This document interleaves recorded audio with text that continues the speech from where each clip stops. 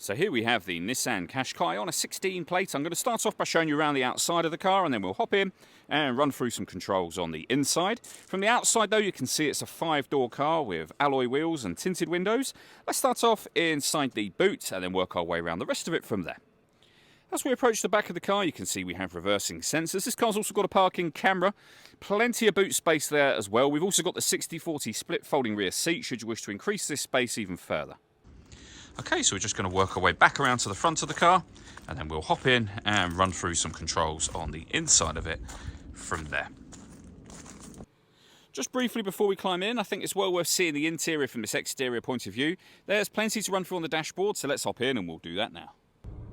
Okay, now that we're inside the car, we're going to start with the dials. Over on the left-hand side, we have the rev counter and the coolant temperature gauge. On the right-hand side, we have the speedometer and fuel gauge. In the centre, you can see the total miles for the car, first of all. At the bottom there, they are 51,403. We have a digital readout for the speedometer above that. You can change that information using buttons on the steering wheel for various different menus, and the buttons in question are just here. We have stereo controls over that side as well. Cruise control, speed limiter, and phone controls on the right-hand side of the steering wheel there. And in the centre, you'll find the main stereo itself, which is where you would pair your phone by hitting connect and then pair a new device from there.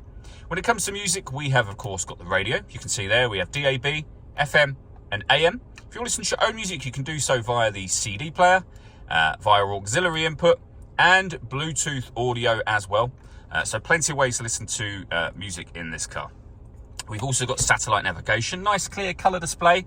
It's a very easy system to use. And if I pop the car into reverse, a 360 parking camera. So you have a reversing camera here and a bird's eye view image of the car over on that left-hand side. And it goes a couple of steps beyond that. If you press the camera button, you get a front-facing camera and the bird's eye view, or a front-facing camera and the front passenger side wheel. So it makes it very, very easy to park, of course. Below that, we then have our dual zone climate control.